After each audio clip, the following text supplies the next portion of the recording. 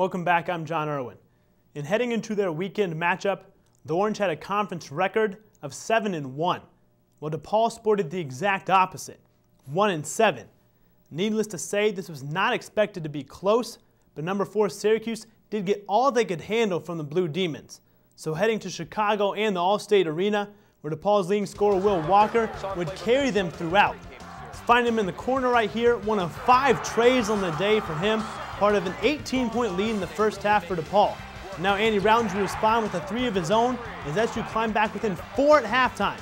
And here Wes Johnson with the emphatic slam ties up the game for Syracuse. Next possession, Scoop Jardine slicing through the defense high off the glass to give SU their first lead of the game. Now Syracuse up by 5. Walker again, a deep 3-pointer, nothing but net for him. And now 5 seconds left, SU up by 2. Walker tries another 3, misses, and DePaul cannot get off another shot to beat the buzzer. So Syracuse escapes 59-57 and keeps their winning streak alive. Moving to the NBA. The Knicks stayed in their comfort zone at the Garden and welcomed in former Syracuse star Johnny Flynn and the NBA's worst team, the Minnesota Timberwolves. Well, the Knickerbockers had each one of their starters finish in double figures, but that was not enough to stop the Timberwolves tandem of Al Jefferson and Kevin Love. They scored 22 and 25 points respectively and each pulled down 11 boards.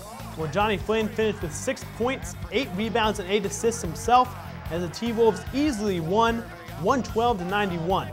Second time all year they've had back-to-back wins. But the marquee matchup in the NBA was at the other Garden, where the Celtics hosted the Lakers. Lakers started off hot with an 11-point lead in the first quarter, but Boston would come back and take an 11-point lead in the fourth. But when they needed it, Paul Pierce picked up a key offensive foul that gave the Lakers the ball with time running out. And who else do you want with the ball in the Lakers than Kobe Bryant with the game on the line? He would get the ball and hit a tough go-ahead jumper with Ray Allen right in his face. They'll leave 7.3 seconds left for the Celtics to respond, and Ray Allen would get his chance for some revenge, but his shot just short. So the Lakers pulled it out 90-89. Well, the Orange basketball team off to yet another hot start this year, sitting at 7-0. Closest game so far for them, a 15-point victory over Cornell. And now the Orange draw Maine.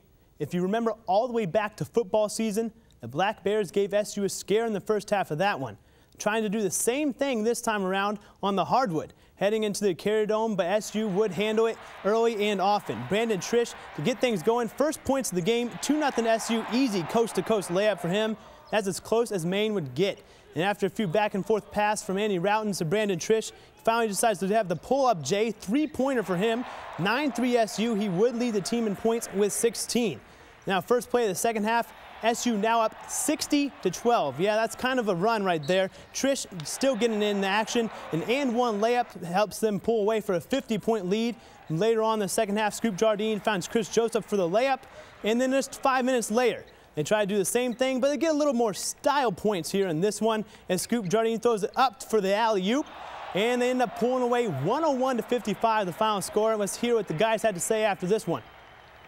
I want to play a team, get better every day, and it was a chance to get better tonight, and we did. I mean, we came out man in the second half, and that's something we need to work on just in case we need to switch defenses at times. And, you know, you don't want to come out sloppy in the second half. You want to keep competing, and you don't want to pick up bad habits in a game like this. Come into these games and just play hard. Don't think about who you're playing. Just focus on what you want to do as a team, not who we're playing or, you know, what kind of guys they have on their team. We just want to always focus on what we're supposed to do.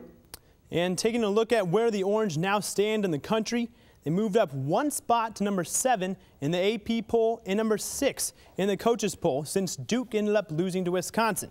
The Big East also well represented in the top 10 with Villanova and West Virginia joining Syracuse. Another big matchup for the Orange coming up Thursday as they are set to take on number 10 Florida in Tampa.